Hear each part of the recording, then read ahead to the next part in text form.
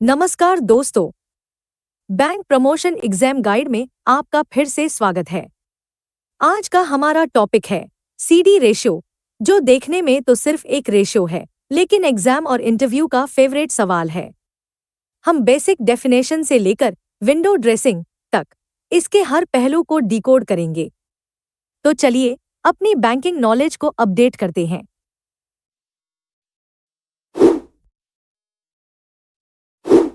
शुरुआत बिल्कुल बेसिक से करते हैं। ये डेफिनेशन तो हर बैंकर को जुबानी याद होनी चाहिए। What is the definition of the credit deposit (CD) ratio in the banking context?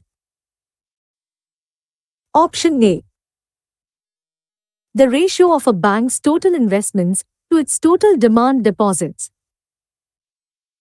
Option B. The proportion of a bank's total advances, loans, to its total aggregate deposits. Option C. The percentage of total assets funded by share capital. Option D. The ratio of cash reserves to total outstanding loans.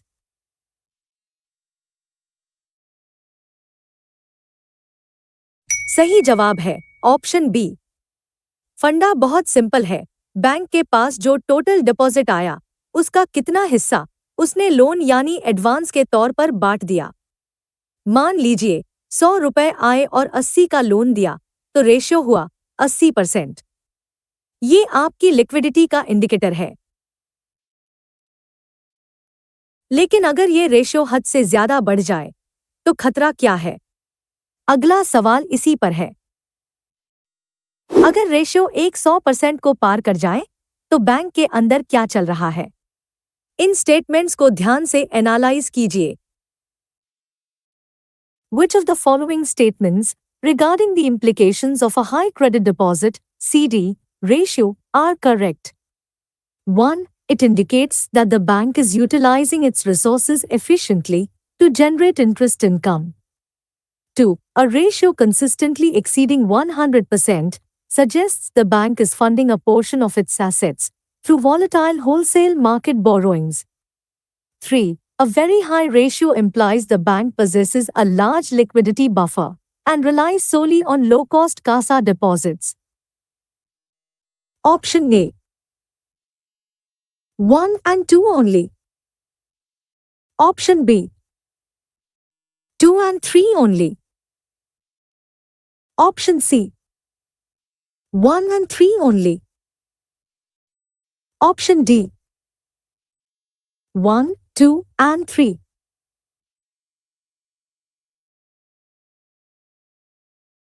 Correct answer है option A. देखिए, पहला statement ठीक है कि resources use हो रहे हैं, लेकिन खतरा दूसरे पॉइंट में है। अगर रेशियो 100 से ऊपर है, मतलब बैंक के पास अपने डिपॉजिट कम है और वो बाहर मार्केट से उधार लेकर लोन बांट रहा है।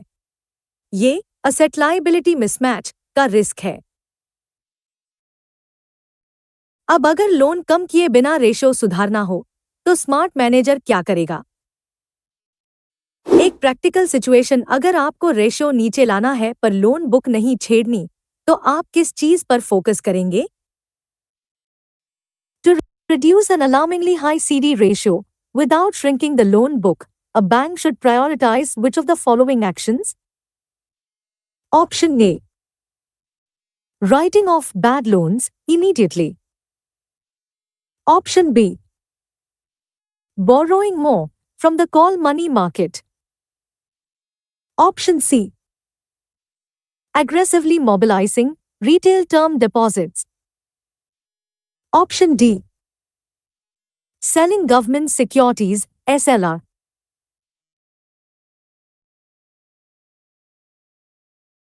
सही जवाब ऑप्शन सी है। यह प्योर मैथ्स है। अगर न्यूमरेटर यानी लोन को कम नहीं करना, तो आपको डिनोमिनेटर यानी डिपॉजिट बढ़ाना होगा। कॉल मनी डिपॉजिट में काउंट नहीं होती, इसलिए सबसे बेस्ट रास्ता है रिटेल एफडी पर जोर लगाना। इससे बेस मजबूत होगा और रेशियो बैलेंस हो जाएगा। क्या आरबीआई ने कोई लक्ष्मण रेखा खींच रखी है? सच जानिए। रेगुलेटरी लिमिट्स को लेकर अक्सर अफवाहें उड़ती हैं। क्या सच में आरबीआई ने कोई पक्की कैप लगा रखी है? Consider the following statements regarding regulatory limits on CD ratio. 1. The Reserve Bank of India (RBI) has strictly capped the CD ratio at 75% for all commercial banks. 2. A very low CD ratio may indicate lazy banking, where the bank prefers investing in risk-free securities over lending. Option A. Only one is correct.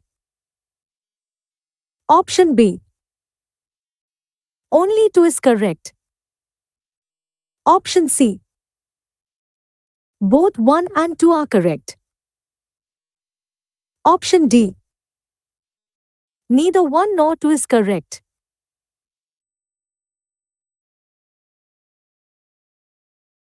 Right answer है option B. एक बात clear कर लीजिए, RBI ने 75% जैसी कोई hard statutory limit नहीं लगाई है, वो बस निगरानी रखता है। और हाँ, दूसरा स्टेटमेंट बिल्कुल सही है। अगर रेशियो बहुत कम है तो इसे लेजी बैंकिंग कहते हैं, मतलब बैंक रिस्क नहीं लेना चाह रहा और सिर्फ बॉन्ड्स में पैसा पार्क कर रहा है। अगर रेशियो गिर रहा है तो बैंक के मुनाफे पर क्या चोट पड़ेगी? एएलएम के नजरिए से सोचिए, गिरता हुआ सीडी रेशियो आपके निम को कैसे इम्पैक्ट करेगा? From an asset liability management (ALM) perspective, if a bank's CD ratio is declining rapidly while its deposits are growing, what is the most likely impact on the bank's net interest margin (NIM)? Option A. NIM will likely expand significantly. Option B. NIM may compress, shrink, as the cost of funds continues, while yield on assets drops. Option C. NIM will remain completely unaffected. Option D. NIM will become negative immediately.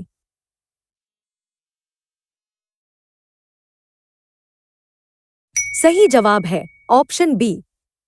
Logic समझिए, deposit पर तो आपको ब्याज देना ही पड़ रहा है, लेकिन अगर वो पैसा हाई यील्ड लोन्स में नहीं जा रहा, गिरता हुआ रेशियो, तो आपको उसे कम रिटर्न वाली सिक्योरिटीज में डालना पड़ेगा। इससे आपका मार्जिन यानी निम सिकुड़ जाएगा। चलिए अब तक के फंडे फटाफट रिवाइज कर लेते हैं। सबसे पहले फॉर्मूला याद रखिए, टोटल एडवांसेज बटे टोटल डिपॉजिट्स गुणा 100। अगर रेशियो 100% से ऊपर है तो इसका मतलब बैंक मार्केट उधारी पर जिंदा है, जो रिस्की है। रेशियो को सुधारने के लिए डिनोमिनेटर बढ़ाना जरूरी है, यानी रिटेल टर्म डिपॉजिट्स लाइए। आरबीआई ने अभी तक इस रेशियो पर कोई सख्त कानूनी कैप नहीं लगाई है। कम सीडी रेशियो का सीधा असर आपके निम यानी प्रॉफिट मार्जिन में गिरावट के रूप में दिखता है। अगर बैंक लोन नहीं दे रहा तो वो पैसा कहां लगा रहा है?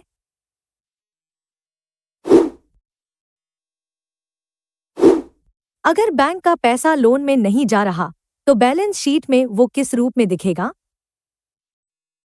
If a bank's credit deposit (CD) ratio is extremely low, implying it is not deploying its deposits into loans, which other key ratio is likely to be correspondingly high? Option A. Capital Adequacy Ratio (CAR). Option B. Investment Deposit (ID) Ratio. Option C. Provision Coverage Ratio (PCR). Option D. Net Stable Funding Ratio (NSFR).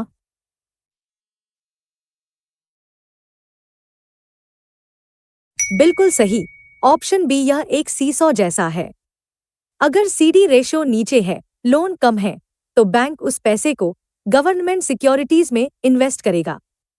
नतीजा यह होगा कि investment deposit (ID) ratio ऊपर चला जाएगा। पैसा कहीं तो पार्क होगा ही।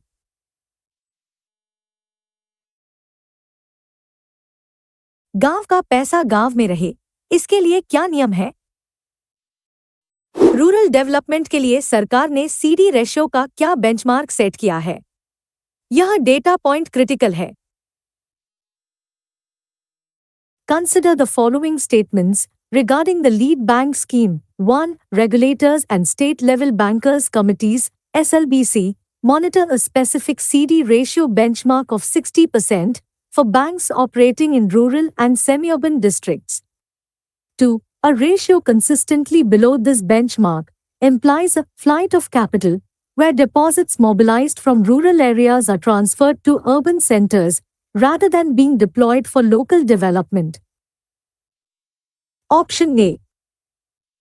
Both 1 and 2 are true, and 2 explains 1. Option B. Both 1 and 2 are true, but 2 does not explain 1. Option C.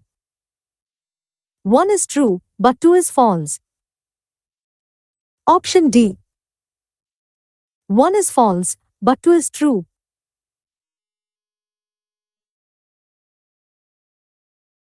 इसका जवाब है ऑप्शन ए। इसे क्रेडिट एब्सॉर्प्शन कहते हैं। नियम यह है कि रूरल एरिया से जितना डिपॉजिट मिले उसका कम से कम 60% वहीं लोन के रूप में बंटना चाहिए। ऐसा इसलिए ताकि फ्लाइट ऑफ कैपिटल को रोका जा सके और गांव का विकास हो। क्या एफडी के रेट बढ़ाने से सीडी रेशो कंट्रोल में आता है? इंटरेस्ट रेट्स और सीडी रेशो का रिश्ता कैसा है? कॉमन सेंस का इस्तेमाल कीजिए। Which of the following statements regarding the relationship between deposit rates and the CD ratio is theoretically correct? 1. Aggressively hiking deposit interest rates typically lowers the CD ratio immediately, assuming credit growth remains constant. 2. Lowering deposit rates always increases the CD ratio. Option A. Only 1 is correct. Option B. Only 2 is correct. Option C. Both 1 and 2 are correct. Option D. Neither 1 nor 2 is correct.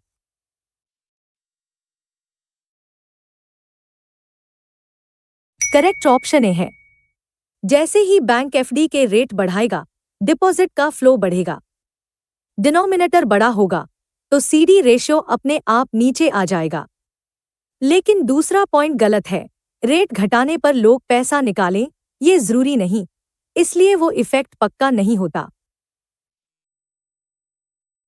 Repo rate घटने पर भी loan सस्ते क्यों नहीं होते? RBI के rate cut का फायदा कस्टमर तक क्यों नहीं पहुंचता? इसका राज इंक्रीमेंटल सीडी रेशो में है। Consider the following statements. 1. Monetary policy transmission of a repo rate cut is often weaker or slower when the banking system's incremental CD ratio is very high, example, above 100%. 2. High incremental lending consumes liquidity, forcing banks to keep deposit rates high to attract funds, which prevents them from lowering lending rates. Option A. Both 1 and 2 are true, and 2 explains 1. Option B. Both 1 and 2 are true, but 2 does not explain 1. Option C. 1 is true, but 2 is false. Option D. 1 is false, but 2 is true.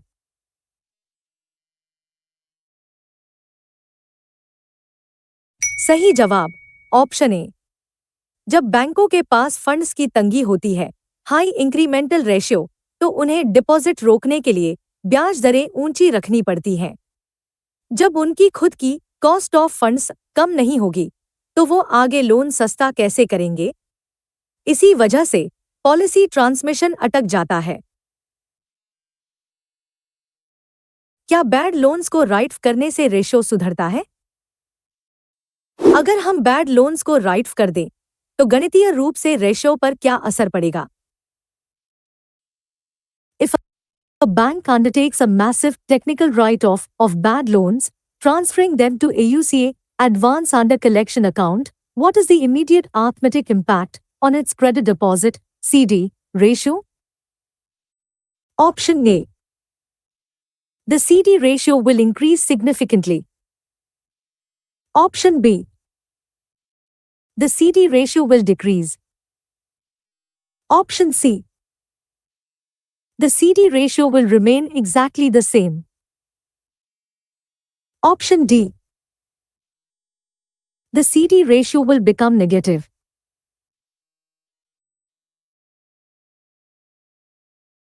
सही जवाब है option B. Technical right का मतलब है loan को main balance sheet से हटाकर एयूसीए में डालना। जैसे ही आपका टोटल एडवांसेज न्यूमरेटर का आंकड़ा कम हुआ, सीडी रेशो तुरंत गिर जाएगा। यह असल में बुक्स क्लीन करने का एक तरीका है।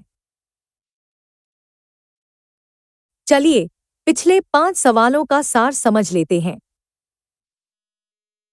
अगर सीडी रेशो कम है तो पक्का है कि इन्वेस्टमेंट डिपॉजिट रेशो हाई होगा। रूरल एरिया से कैपिटल फ्लाइट रोकने के लिए 60% का बेंचमार्क सेट किया गया है।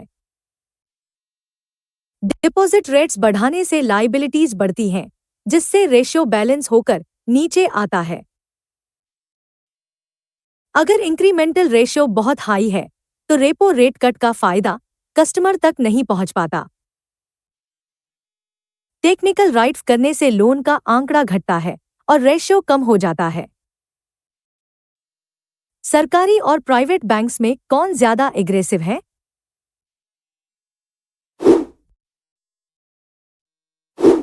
ट्रेंड एनालिसिस आमतौर पर प्राइवेट बैंक्स और सरकारी बैंक्स के सीडी रेशियो में क्या फर्क होता है? In the Indian banking context, which of the following trends is historically observed regarding the CD ratio comparison between public sector banks, PSBs, and private sector banks? Option A.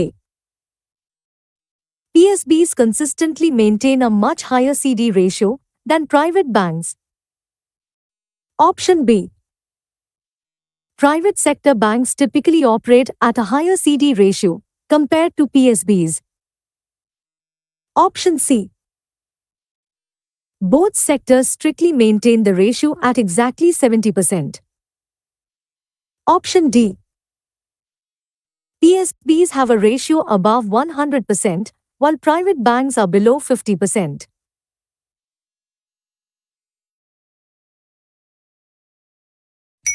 यहाँ सही जवाब है option B. Historically private banks profit maximisation के चक्कर में aggressive landing करते हैं, इसलिए उनका रेशो ऊंचा रहता है।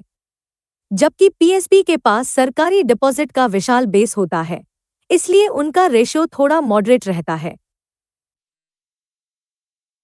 क्या एक बैंक द्वारा दूसरे बैंक को दिया गया लोन इस रेशो में आता है? सीडी रेशो निकालते समय किन लोन्स को गिनती से बाहर रखा जाता है? ये बहुत ही बारीक पॉइंट है।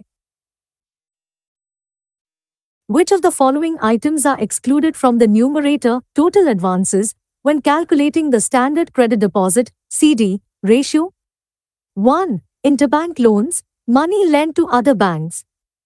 2. Loans provided to the staff of the bank. 3. Term loans to corporates. Option A. 1 only. Option B. 1 and 2 only. Option C. 2 and 3 only. Option D. All are included.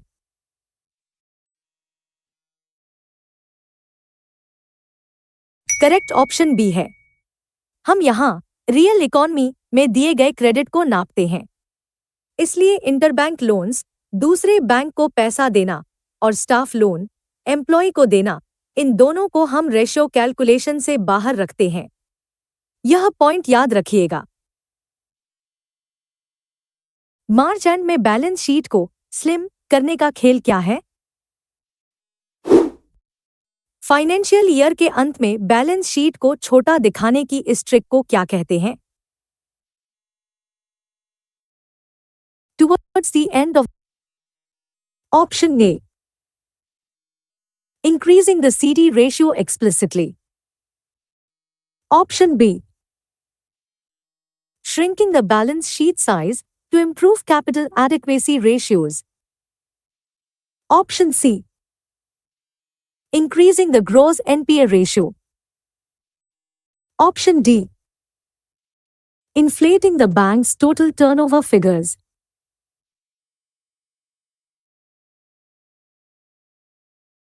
सही जवाब है ऑप्शन बी। इसे balance sheet slimming या window dressing कहते हैं। अगर asset और liability दोनों कम कर दिए जाएं, तो बैलेंस शीट का साइज छोटा हो जाता है। इससे गणितीय रूप से कैपिटल एडिक्वेसी रेशियो बेहतर दिखने लगता है, भले ही असलियत कुछ और हो। तो दोस्तों, आज का सेशन यहीं समाप्त होता है। तो दोस्तों, आज हमने सीडी रेशियो का पूरा ऑपरेशन कर दिया। हमने लेजी बैंकिंग से लेकर विंडो ड्रेसिंग तक सब समझ लिया। ये कॉन्सेप्ट्स आपके एग्जाम और इंटरव्यू में बहुत काम आएंगे। अगर